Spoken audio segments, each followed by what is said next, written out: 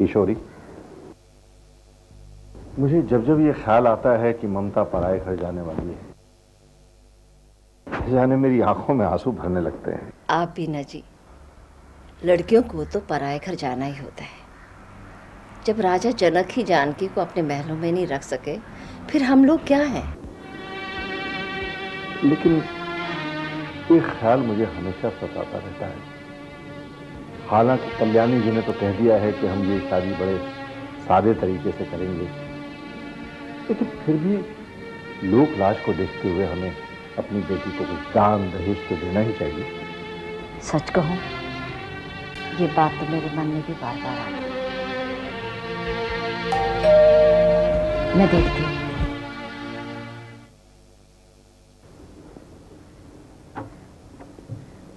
नमस्ते आंटी। नमस्ते। नमस्ते। शुक्ला सर हैं घर पे?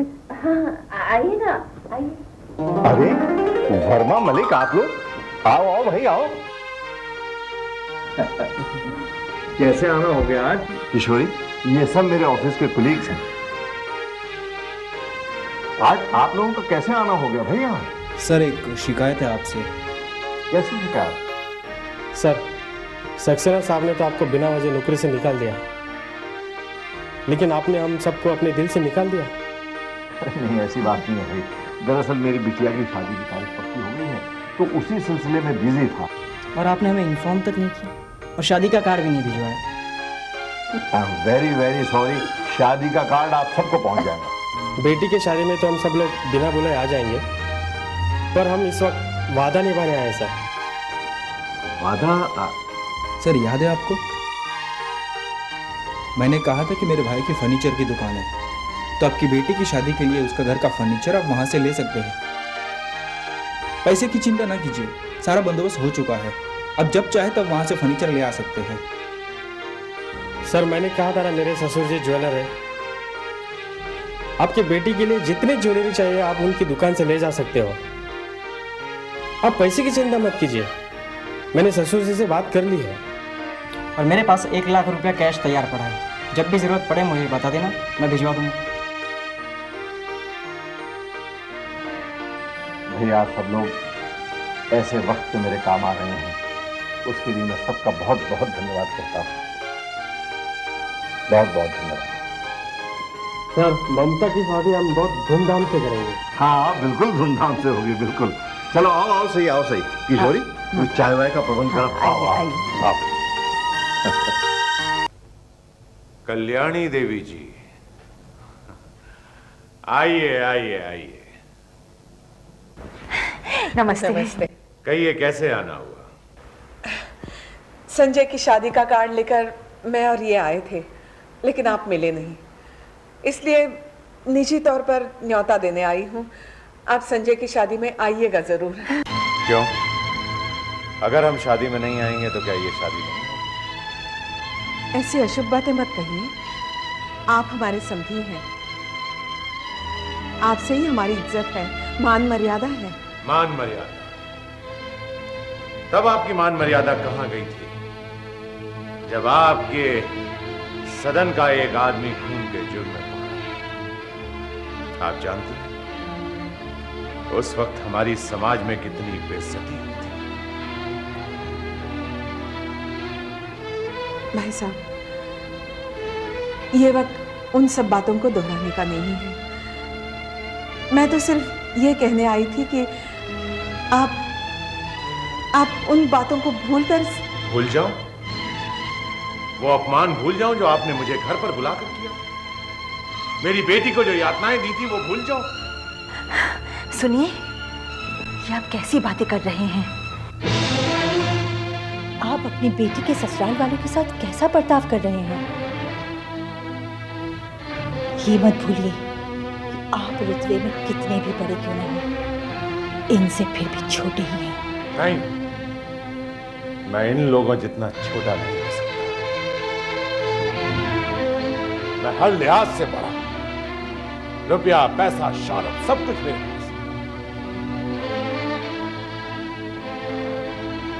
और कल्याणी देवी जी, एक बात और ध्यान से सुन लीजिए। मैंने अपनी बेटी आपके घर में ब्याही, राकेश नाथ की बेटी आपके घर की बहू बनी। इससे समाज में आपका मान सम्मान बढ़ा, वरना समाज में आपको जानता ही कौन था। और हाँ, हमारी बेटी और आपकी बड़ी बहू इस शादी में शामिल नहीं होगी। ऐसा मत कहिए भाई साहब, हमारी बड़ी बहू शादी में नहीं होगी तो समाज में हमारी बदनामी होगी। यही तो हम चाहते हैं।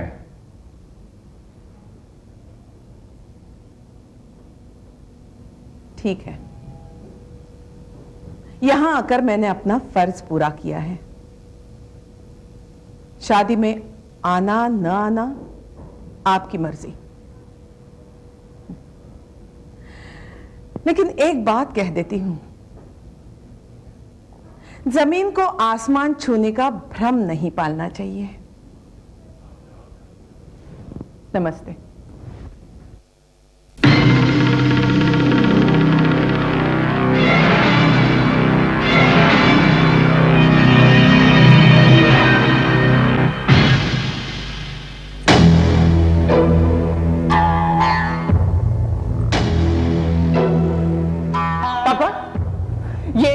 अजय की माँ यहाँ क्यों आई थी? बेटा, ये अजय की माँ तुम्हारी सास भी है।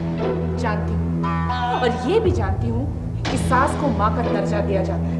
सास को सिर्फ माँ का दर्जा नहीं दिया जाता, उसे उसकी बहू माँ की तरह मानती भी है। जिस औरत को माँ होने का मतलब नहीं मालूम ना, उस औरत को मैं कभी माँ का दर्जा नहीं दे सकती। बेटा, तुम भी तो एक माँ हो। क्या तुम माँ होने का मतलब आज तक समझ पाई हो? कुछ नहीं समझी हो तुम। माँ तो वो होती है जो औलाद के बिना एक पल भी नहीं रह सकती, और तुम? शशि, नेहा को लेकर कल्पना को ताना मारने की जरूरत नहीं है। मेरी बच्ची जो भी कर रही है, एक अच्छी और सच्ची माँ होने के नाते कर रही है। आपने इसे इस तरह बहका दिया है कि... क्या बहका दिया मैंने? हाँ, क्या बहका दिया मैंने अपनी बच्ची को? कौन सी गलत एडवाइस दी है मैंने इसे? मैं तो इसे अपनी जिंदगी की लड़ाई लड़ना सिखा रहा हूं। गलत कह रहे हैं आप इसे समझा नहीं रहे हैं, बल्कि जीवन के प्रति उलझा रहे हैं। देखो कल्पना, तुम मेरी बेटी हो और एक बेटी की माँ भी हो। मैं नेहा को सामने रखकर ये तुमसे कह रही हूँ कि जब नेहा की शादी होगी ना, तब तुम्हारी इसी तालीम से वो अपने ससुराल में, अपने सास ससुर से, अपने पति से, अपने घर संसार से... लगता है कल्याणी देवी के आने से तुम ज्यादा एक्साइटेड हो गई हो, लेकिन एक बात और ध्यान से सुन लो। शकील की रिहाई की एक ऐसी सच्चाई मेरे हाथ में लगी है जिसे मैं सारी दुनिया के सामने जाहिर कर दूंगा। जयराम काका, क्या कर रहे हैं? जो सामान जहाँ जहाँ जा रहा है उसकी लिस्ट बना रहा हूँ। अच्छा, अपने सारे डीलर्स तो वही है ना, कोई बदलाव तो नहीं आया? नहीं, कोई बदलाव नहीं है, वैसे के वैसे ही है सब कुछ। पर वो तुम्हारे साथ जो हादसा हुआ था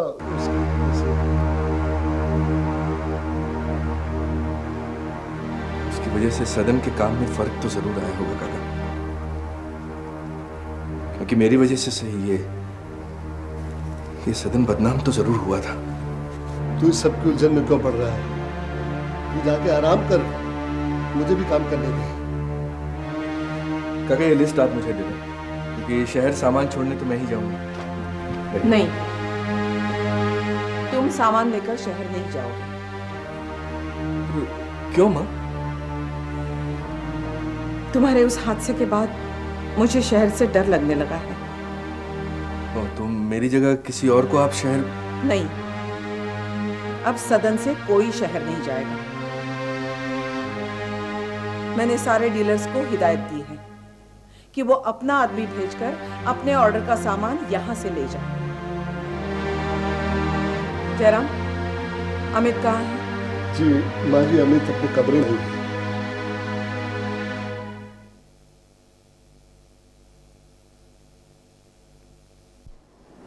मैं तो आपसे हर रोज मिलना चाहती हूँ, पर आप ही बात बात पर नाराज हो जाते हैं।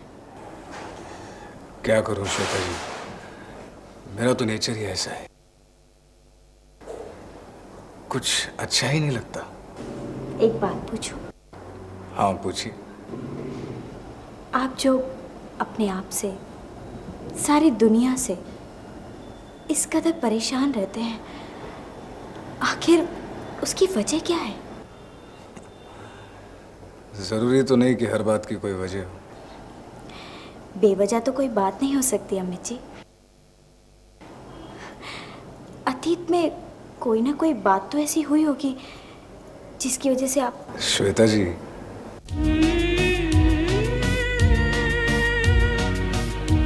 आप मुझे में इतना ज्यादा इंटरेस्ट क्यों ले रही हैं? मैं ही नहीं, इस सदन का हर मेंबर आप में इंटरेस्टेड है, क्योंकि तुम हम सबको बहुत अच्छे लगते हो।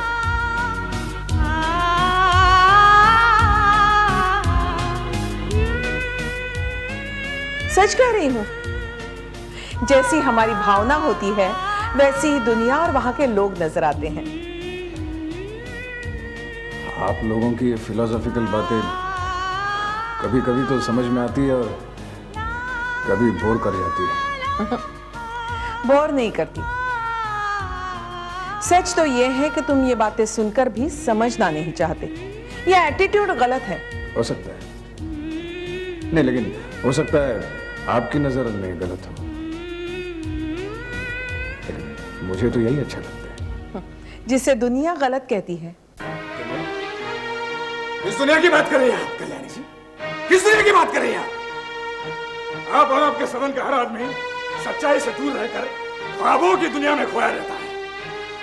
हकीकत की जमीन पर यह दुनिया कैसी है आपसे बेहतर मैं जानता हूं कल्याणी जी, इसलिए बेहतर होगा कि आप दोनों यहां से चली जाएं। चली जाएं यहां से।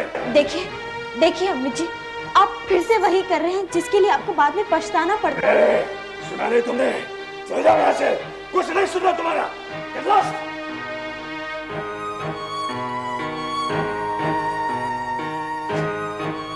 फिलोसॉफिकल बातें सुना रही है मुझे। जय भैरव। इनामदार। डाबला भाई, मैं तो ऑफिस जा रहा था, रास्ते में सोचा कि तुमसे मिलकर चलो। कैसे हो डाबला भाई? अरे अपना क्या इनामदार, ना सावन हरे ना भादोसी, मौसम इन जैसे है। अच्छा ये बता कि आज डाबला भाई की याद कैसे? बस यूं ही दिल किया तुमसे मिलने का तो चला आया। भैरव, दिल किया? अरे तू तो बिना मतलब अपने बाप से नहीं मिलता इनामदार, तो मुझे क्या मिलेगा? बोल कैसे आना? डाबला, मैं तुम्हारा शुक्रिया अदा करने आया था। तुमने वो शकील को छुड़ाने में जो मेरे दामाद आदित्य की मदद की है, उसी के लिए मैं तुम्हें।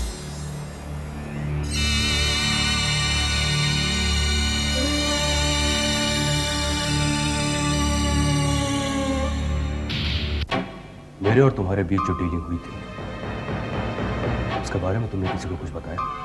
वैसे भी इस डील के बारे में कोई नहीं जानता। इस डील के बारे में वही जानता है जो ये जानता है। सच कह रहे हो? भैरव की सौगंध।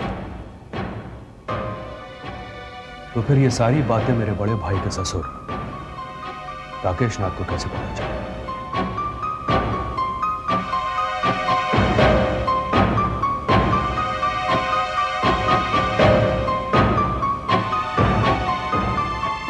अब मैं समझा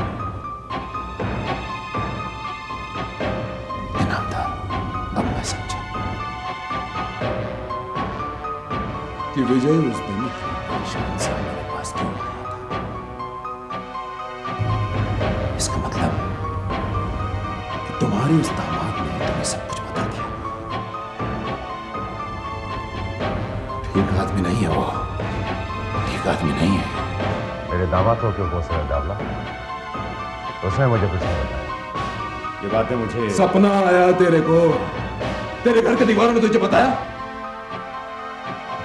इनामदार, मेरी शक्ल अबे देख, मैं तुझे क्या बेवकूफ लगता हूँ, पागल लगता हूँ, बुद्धू लगता हूँ तुझे?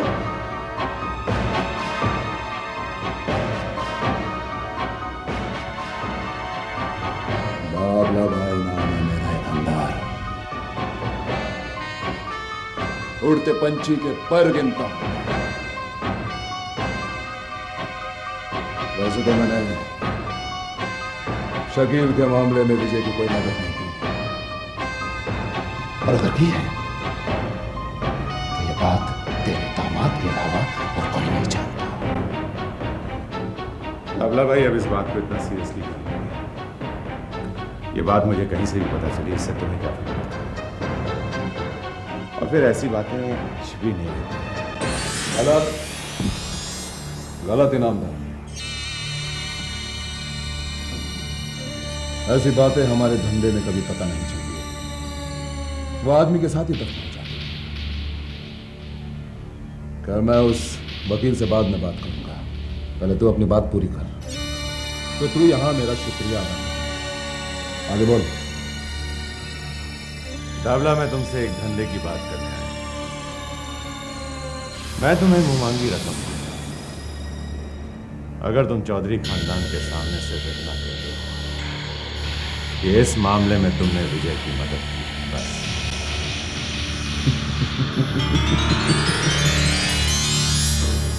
मेरा बिग इनामदार, मैं तुझे 3 बातें बताना चाहता हूं। पहली बात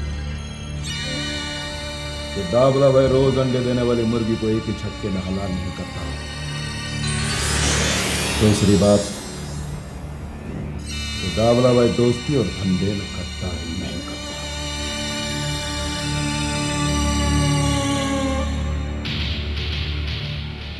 और तीसरी बात इनामदार, कि इस वक्त मेरे घर का दरवाजा तेरा इंतजार कर रहा है, तू अब यहां से जा सकता है। जय भैरव।